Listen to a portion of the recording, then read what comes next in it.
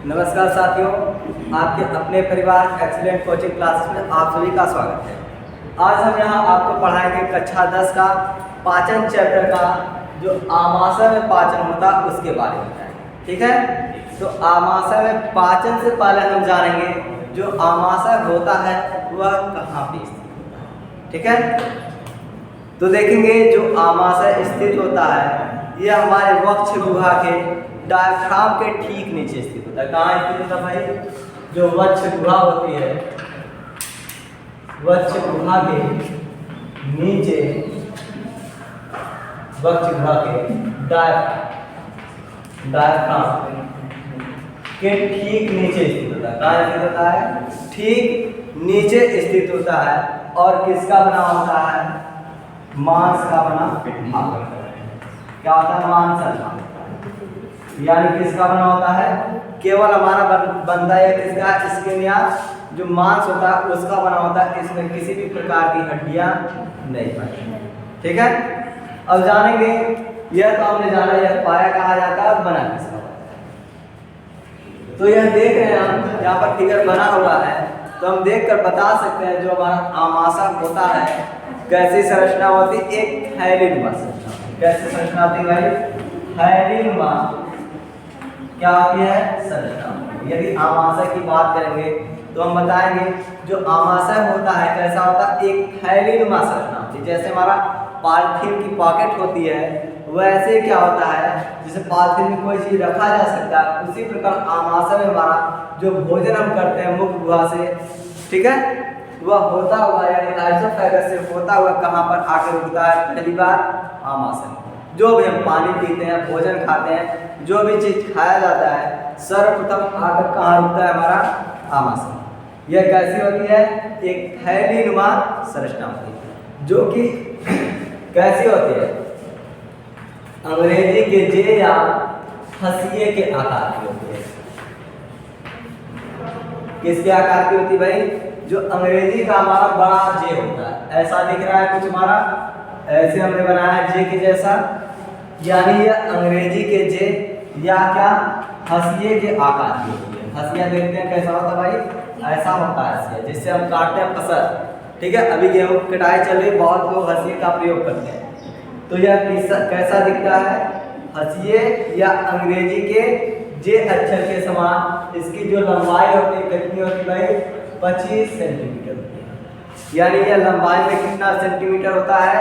25 centimetre लंबा एवं हंसिया या अंग्रेजी के जे अक्षर के समान वक्ष गुहा के नीचे पाए जाने वाली है एक मांसल संरचना होती है। कैसी संरचना होती है?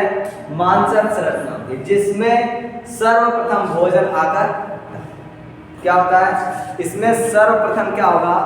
भोजन आकर रुकेगा। जब भी भोजन रुकता है पहली बार कहाँ आकर रुकता है? यही आमाशय। ठीक है, आगे बात करेंगे। जो आमाशय होता है, आमाशय कितनी भाग में बटा होता है भाई? 3 भाग का बटा हुआ आमाशय होता है। वैसे कहेंगे तो 4 भाग होता है, लेकिन मेनली हमारा कितना भाग होता है? 3 भाग होता है। वह क्या होता है? फंडस होता है, कार्डियक होता है, और हमारा लास्ट भाग क्या होता है? Pyloric rectum. क्या होता है? Pyloric rectum. यानी अब ध्यान से देखेंगे यह कितने भाग का बटा हुआ आमाशय होता है? हमारा 3 भाग का। सबसे ऊपर का जो आमाशय का भाग क्या कहलाता है? हमारा फंडस। क्या कहलाता है? फंडस। उसके ठीक नीचे का भाग क्या कहलाता है? कार्डियक। इसी कार्डियक के स्थान पर जो हमारा आइसोफेगस यानी ग्रास नली होती है वह आकर ओपन होती है। यानी ग्रास नली का मतलब जो हमारा मुख गुहा होता है, मुख गुहा में जब भोजन खाते हैं तो भोजन सरकता हुआ ग्रास नली से कहाँ आता है? हमारा आमाशय। यानी आमाशय में जहां से भोजन पहुंचता है उस क्षेत्र को क्या कहते हैं? कार्डिया। क्या कहते हैं? कार्डिया। इस कार्डिया पर क्या होता है? यह हमारा आइसोफेगस यानी ग्रास नली आकर क्या होती है? ओपन होती है। इसी कार्डिया वाले स्थान से भोजन कहाँ इंटर करता है? हमारा आमाशय। ठीक है, और जहां से हमारा भोजन निकलता है आमाशय से उसको हम क्या कहते हैं? Pyloric rectum. यानी इसमें से भोजन रुका कुछ समय तक, और इसमें देखेंगे क्या होता है? आमाशय की रस क्या होता है? स्रावित होता है, जिसको हम क्या कहते हैं? जठर रस या गैस्ट्रिक जूस कहते हैं। इस गैस्ट्रिक जूस के स्राव से कुछ हमारे भोजन पचते हैं, जो अधपचे या अपचे भोजन होते हैं वह हमारे पाइलोरिक भाग से क्या होता है, डिओडिनम यानी ग्रहणी में प्रवेश कर जाता है। कहाँ प्रवेश करता है? डिओडिनम या ग्रहणी में प्रवेश कर जाता है। इतना समझ में है? आगे देखेंगे क्या होता है। इस आमाशय की जो दीवार है त्रिस्तरीय होती है। कितने स्तर की बनी होती है भाई? 3 स्तरों की बनी दीवार।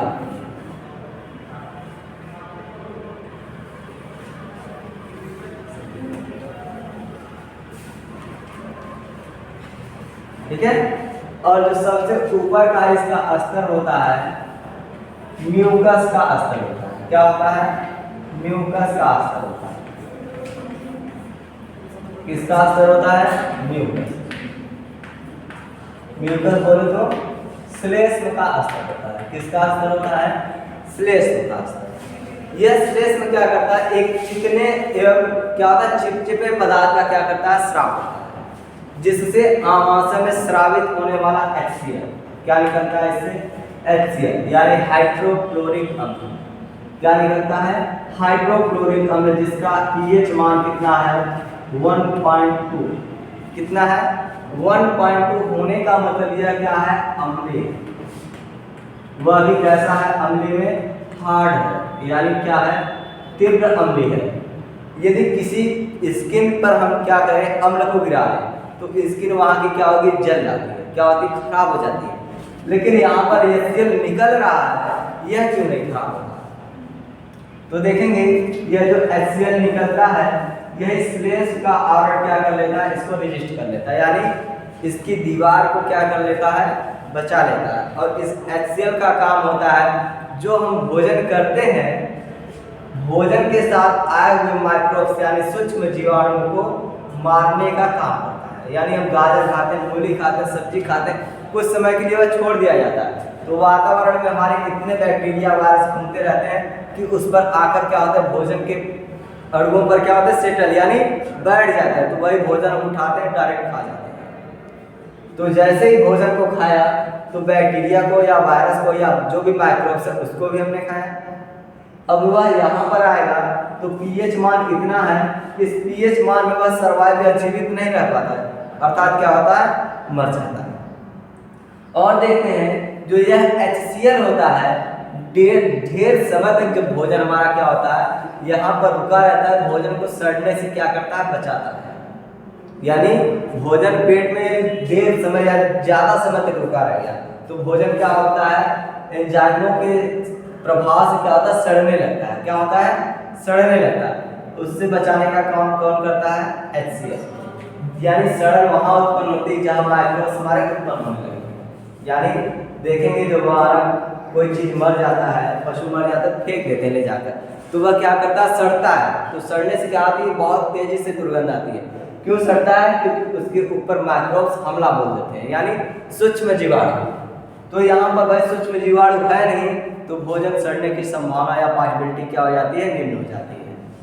इतनी बात समझ में आई? और देखेंगे यहाँ पर क्या होता है, जो हमारा आमाशय होता है, आमाशय में 3 प्रकार के एंजाइम्स निकलते हैं।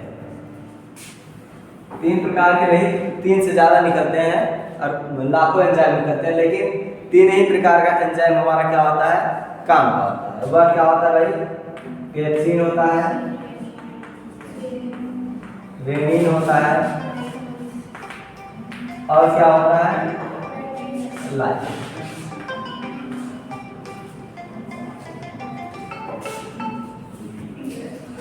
ठीक है। अब देखना यह जो पेप्सिन एंजाइम है यह हमारे आमाशय में प्रोपेप्सिन के रूप में होता है। प्रोपेप्सिन यानी जब तक यह प्रो के रूप में रहेगा तब तक क्या होता है? इनएक्टिव होता है। क्या होता है? इनएक्टिव। क्या होगा भाई? इनएक्टिव यानी यह काम का नहीं है। यानी यही जो HCl है जो निकल रहा है, यह HCl इसके ऊपर अटैक कर क्या करता है? इसको एक्टिवेट करता है और किसमें बदल देता है? पेप्सिन। अब यह जैसे ही पेप्सिन में बदलेगा तो भोजन जो हम करे हैं, भोजन के साथ हमारा दाल भी खाते हैं, क्या खाते हैं, रोटी भी खाते हैं और ढेर सारी ऐसी चीज खाते हैं जिसमें क्या होता है, प्रोटीन बहुत ज्यादा अमाउंट में होती है, तो उसका पाचन कौन करता है, प्रोटीन को किसमें तोड़ेगा भाई, यह जो हम प्रोटीन खाते हैं, प्रोटीन को यह तोड़ेगा एमिनो अम्ल, इसमें एमिनो एसिड, यानी जब हमारा प्रोटीन एमिनो एसिड में टूट जाता है तब वह क्या कराता है, पाचन। इस एमिनो एसिड को हमारी आंत की दीवारें ग्रहण कर लेती हैं। आगे देखेंगे भाई, यह यानी प्रोटीन जो हमारा है, प्रोटीन यदि किसमें टूट जाए, एमिनो अम्ल में, यदि एमिनो अम्ल में हमारी प्रोटीन टूट जाती है तो वह क्या कराती है, प्रोटीन का पाचन। यदि ऐसा नहीं होता है तो वह प्रोटीन हमारे खून या ब्लड में एब्जॉर्ब नहीं होगी और उससे हमारी ऊर्जा नहीं मिलेगी। दूसरा देखेंगे, यह जो रेनिन होता है यह भी किसमें होता है, प्रोरेनिन के रूप में उपस्थित होता है। किसके रूप में उपस्थित होगा भाई,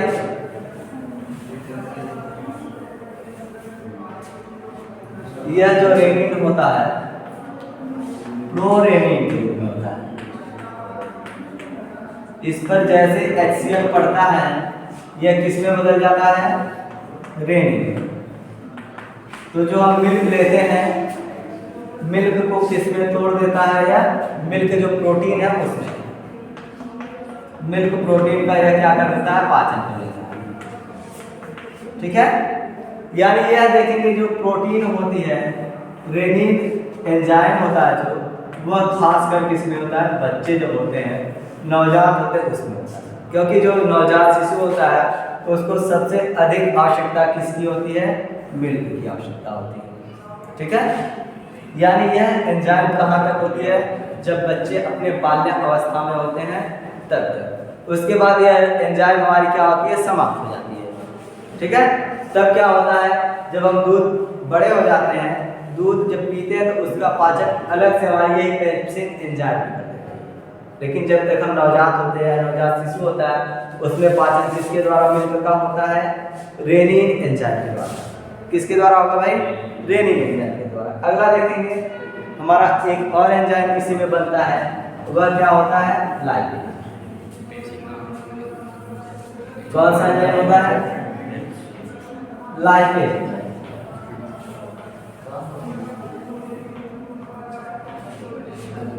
ये इसे क्या करता है, लाइपेज, जो किस रूप में होता है, प्रोलाइपेज। ठीक है, यह प्रोलाइपेज के रूप में होता है जब इसमें HCl छिड़का जाता है, किसके द्वारा, इस आमाशय के द्वारा, यह लाइपेज में कन्वर्ट हो जाता है। इसमें लाइपेज। अब देखो हम क्या खाते हैं, समोसा तला हुआ खाते हैं, पकौड़ी तला हुआ खाते हैं, पूरी भी खा लेते हैं। ठीक है, खाते हैं तला हुआ, सब्जी बनती है उसमें भी तेल पड़ता है। ठीक है, दाल का तड़का लगता है उसमें भी तेल डाला जाता है। तो तेल हमारा क्या है, एक प्रकार का वसा। क्या है, वसा। अब हमने इसको खाया तो वसा का भी पाचन होना जरूरी है। तो वसा को कौन तोड़ता है, यह लाइपेज है। किसमें तोड़ता है, वसी अम्ल। किसमें, वसी अम्ल में तोड़ता है, यानी फैटी एसिड। यानी वसा को किसमें तोड़ा जाता है, लाइपेज एंजाइम के द्वारा, वसी अम्ल या फैटी एसिड। यानी इसका यह क्या कहलाता है, पाचन। इसके बाद देखेंगे जो बचा खुचा हमारा अधपचा भोजन होता है वह कहाँ आता है, पाइलोरी भाग से होता हुआ डिओडिनम, यानी ग्रहणी में आता है। तो जो भोजन आता है ग्रहणी में, आमाशय में भोजन कैसा होगा, अम्लीय होगा। यानी देखते हैं कभी कभी हमारी कच्ची डेकार आती है तो क्या होता है, दांत खट्टे हो जाते हैं। तो ऐसा क्यों होता है, जब यही हमारा जो आमाशय होता है अमाउंट से ज़्यादा HCl का क्या करते, स्राव करते, यानी ये HCl ज़्यादा मात्रा में बनाते हैं, तो भोजन हमारा अच्छी तरह से पच नहीं पाता। ठीक है, एक निश्चित pH पे हमारा क्या होगा, भोजन का पाचन होगा। यदि यही ज़्यादा हमारा अमाउंट में क्या बन जाए, हाइड्रोक्लोरिक अम्ल बन जाता है, तो हमारा भोजन पच नहीं पाता, तो वह क्या आता है, हमको डेकार या उल्टी जैसा होता है। ठीक है, ऐसा होता है, तो दांत क्या होता है, एकदम खट्टे हो जाते हैं।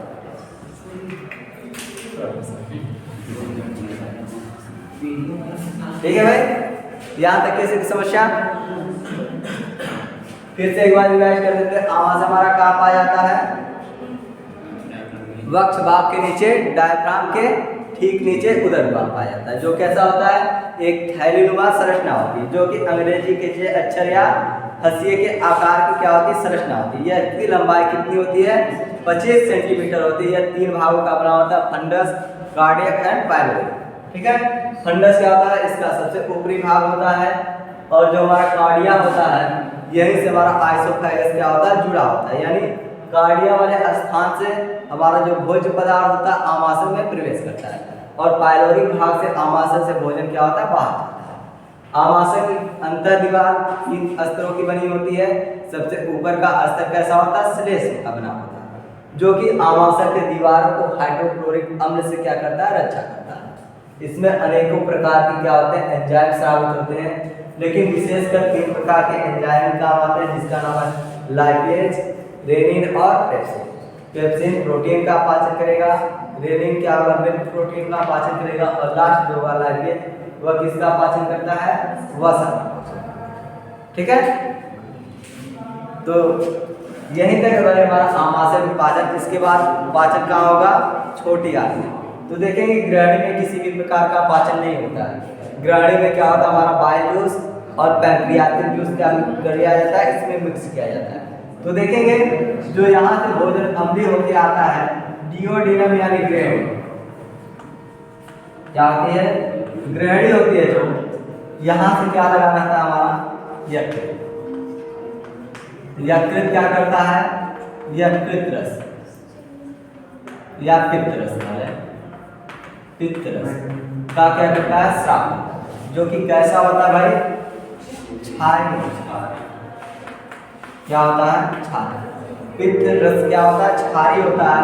क्षार और अम्ल आपस में मिलकर क्या होते हैं? उदासीन। यानी भोजन को उदासीन करना किसका कार्य है? पित्त का।